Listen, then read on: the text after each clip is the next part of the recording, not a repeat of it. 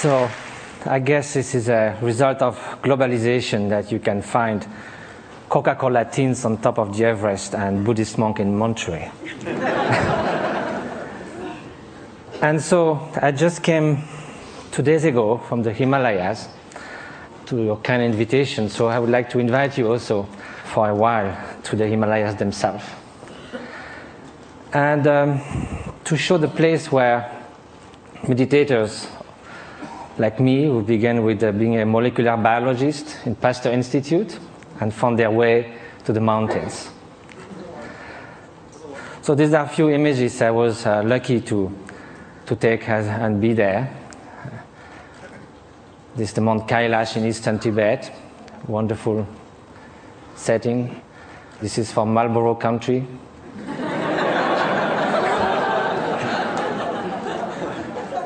This is a turquoise lake, a meditator. This is the hottest day of the year, somewhere in eastern Tibet, on August 1st. And the night before, we camped, and my Tibetan friends said, we're going to sleep outside. And I said, why? We have enough space in the tent. They say, yes, but it's summertime.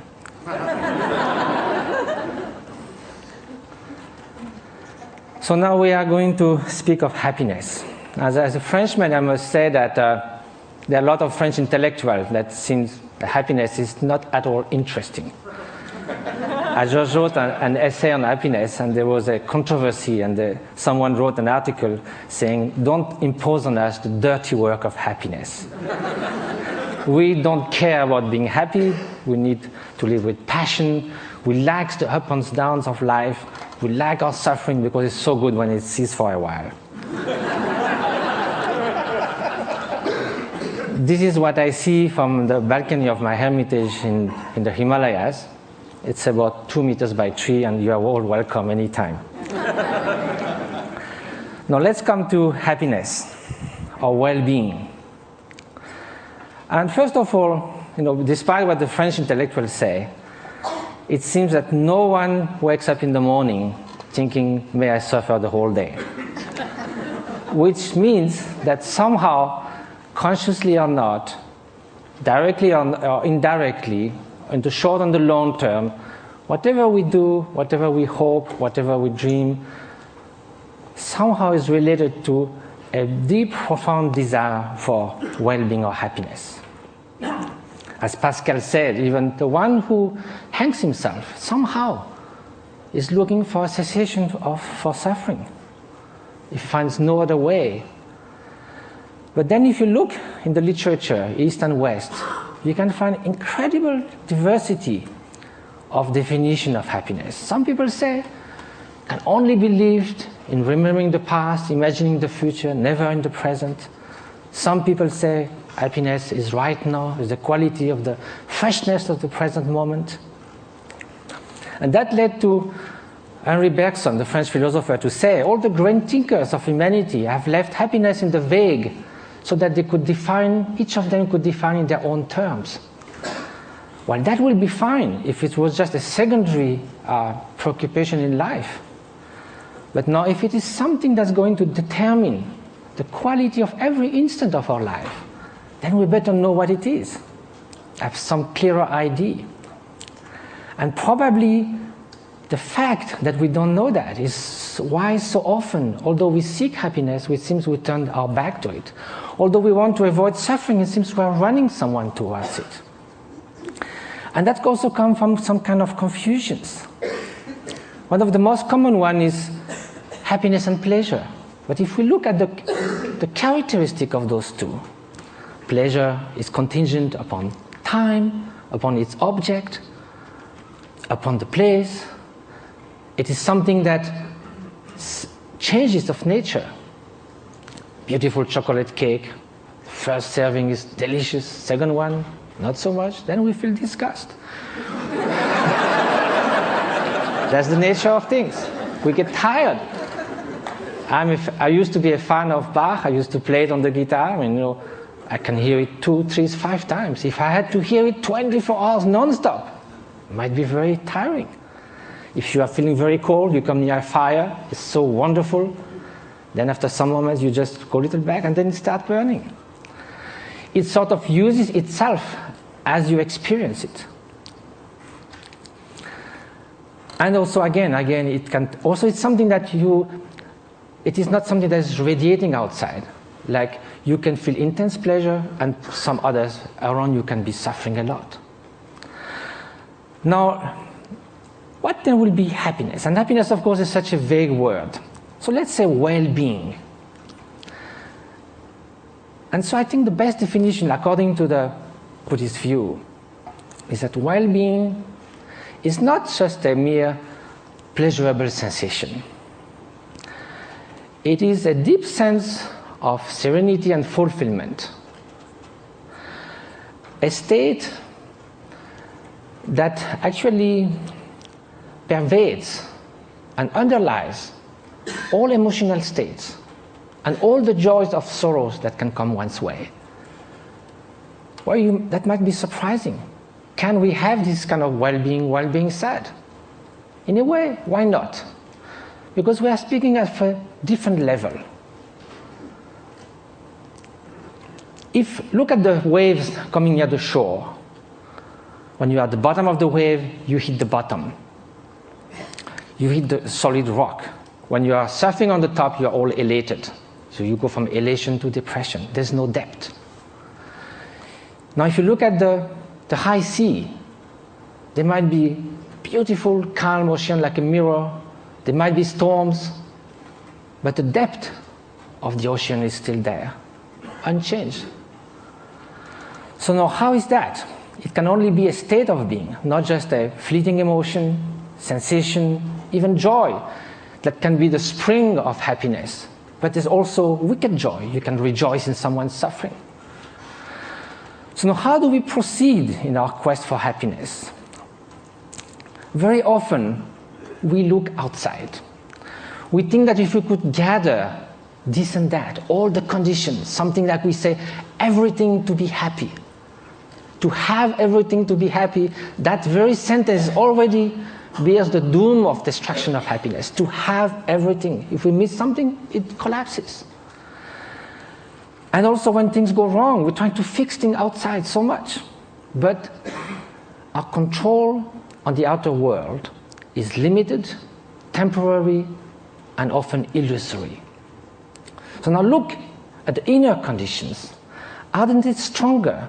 Isn't it the mind that translates the outer condition into happiness and suffering? And isn't that stronger? We know by experience that we can be in what we call a little paradise and yet be completely unhappy within. The Dalai Lama was once in Portugal and there was a lot of construction going on everywhere. So one evening he said, look, you are doing all these things, but isn't it nice also to build something within? And he said, unless that, even you get a high-tech flat on the 100th floor of a super modern and comfortable building, if you are deeply unhappy within, all you are going to look for is a window from which to jump. So now, at the opposite, we know a lot of people who in very difficult circumstances manage to keep serenity, inner strength, inner freedom, confidence. So now if the inner conditions are stronger, of course the outer conditions do influence. And it's wonderful to live longer, healthier, to have access to information, education, to be able to travel, to have freedom. It's highly desirable. However, this is not enough. Those are just auxiliary help, conditions. The experience that translates everything is within the mind.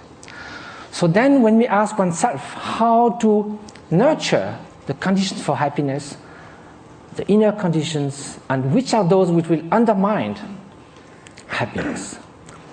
So then this needs to have some experience. We have to know from ourselves there are certain states of mind that are conducing to this flourishing, to this well-being, what the Greek call eudaimonia, flourishing. And there are some which are adverse to this well-being. And so if we look from our own experience, anger, hatred, jealousy, arrogance, obsessive desire, strong grasping, they don't leave us in such a good state after we have experienced it. and also they are detrimental to others' happiness. So we may consider that the more those are invading our mind, and like a chain reaction, the more we will feel miserable, we will feel tormented. At the opposite, everyone knows deep within that an act of selfish generosity, if from the distance, without anyone knowing anything about it, we could save a child's life, make someone happy. We don't need a recognition. We don't need any gratitude. Just the mere fact of doing that feels such a sense of adequation with our deep nature. And we would like to be like that all the time. So is that possible? To change our way of being, to transform one's mind? Aren't those negative emotions or destructive emotions inherent to the nature of mind? Is a change possible in our emotions, in our traits, in our moods? So for that we have to ask, what is the nature of mind? And if we look from the experiential point of view, there is a primary quality of consciousness. That is the mere fact to be cognitive, to be aware. Consciousness is like a mirror that allows all images to rise on it. You can have ugly faces, beautiful faces in the mirror. The mirror allows that, but the mirror is not tainted, is not modified, is not altered by those images. Likewise, behind every single thought, there is the bare consciousness, pure awareness. This is the nature. It cannot be tainted intrinsically with hatred or jealousy, because then, if it was always there, like a dye that would permeate the whole cloth, then it would be found all the time somewhere. We know we're not always angry, always jealous, always generous. So because the basic fabric of consciousness is this pure cognitive quality that differentiates it from a stone, there is a possibility for change, because all emotions are fleeting. That is the ground for mind training. Mind training is based on the idea that two opposite mental factors cannot happen at the same time. You could go from love to hate, but you cannot at the same time, toward the same object, the same person, want to harm and want to do good. You cannot in the same gesture shake hand and give a blow. So there are natural antidotes to emotions that are destructive to our inner well-being. So that's a way to proceed. Rejoicing compared to jealousy, a kind of sense of inner freedom as opposite to intense grasping and obsession, benevolence, loving kindness against hatred. But of course, each emotion then would need a particular antidote. Another way is to try to find a general antidote to all emotions. And that's by looking at their very nature. Usually, when we feel annoyed, hatred, or upset with someone, or obsessed with something, the mind goes again and again to that object. Each time it goes to the object, it reinforces that obsession or that annoyance. So then it's a self-perpetuating process. So what we need to look now is, instead of looking outward, we look inward. Look at anger itself. It looks very menacing, like a billowing monsoon cloud, thunderstorm. But we think we could sit on the cloud, but if we go there, it's just mist. Likewise, if you look at the thought of anger, it will vanish like frost under the morning sun. If you do this again and again, the propensity, the tendencies for anger to arise again will be less and less each time you dissolved it. And at the end, although it may arise, it will just cross the mind like a bird crossing the sky without leaving any track. So this is the principle of mind training. Now, it takes time, because it took time for all those faults in our mind, tendencies to build up. So it will take time to unfold them as well. But that's the only way to go.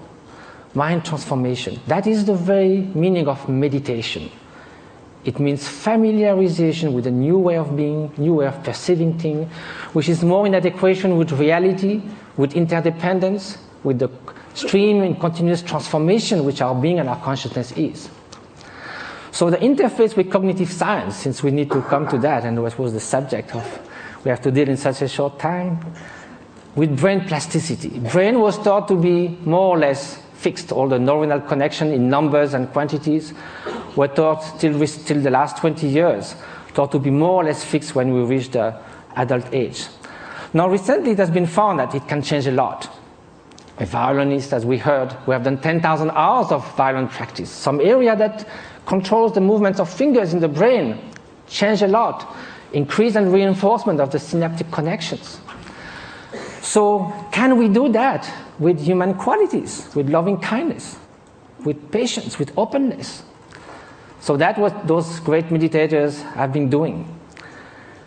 Some of them who came to the labs, like in Madison, Wisconsin, or in Berkeley, did 20 to 40,000 hours of meditation.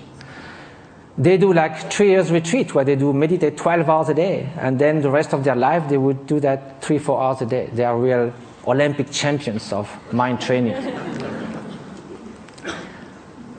This is the place where they meditate. You can see it's kind of inspiring. Now, here with 256 electrodes.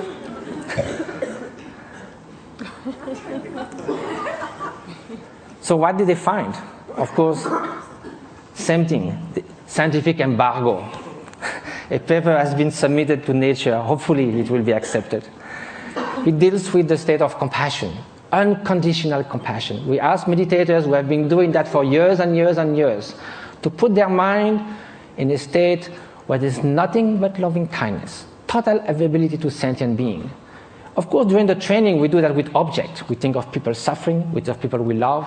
But at some point, it can be a state which is all-pervading. Here's a preliminary result, which I can show because it's already been shown. The bell curve shows 150 controls. And what is being looked at is the difference between the right and the left frontal lobe. In very short, people who have more activity on the right side of the prefrontal cortex are more depressed, withdrawn, they don't describe a lot of positive affect. It's the opposite on the left side, more tendency to altruism, to happiness, to express, and curiosity, and so forth.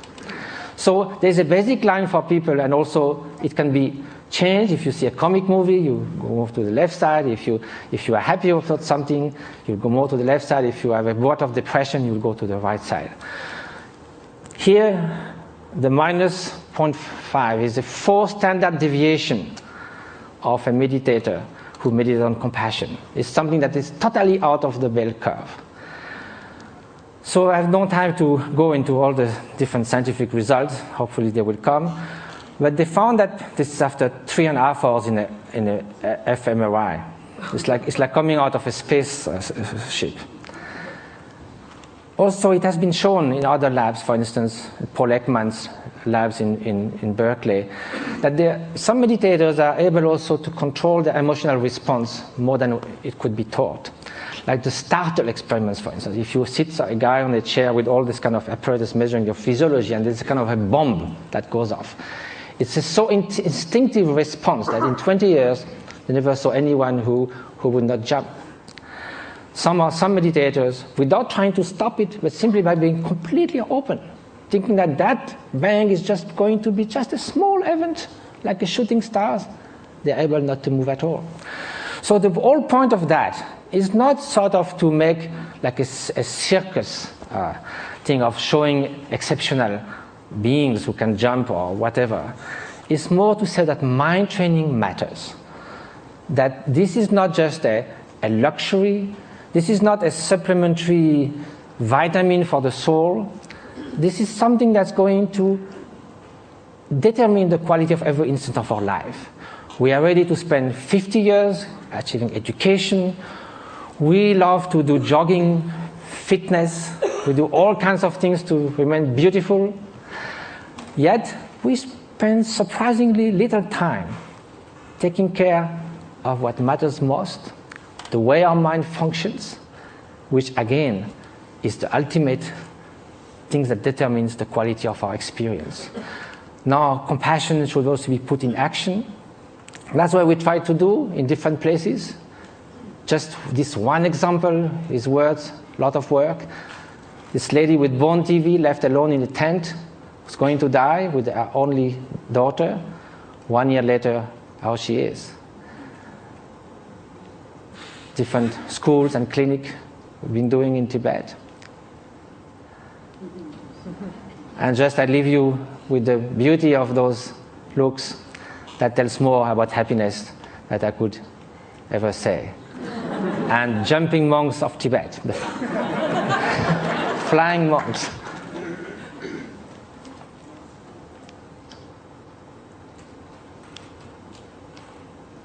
Thank you very much.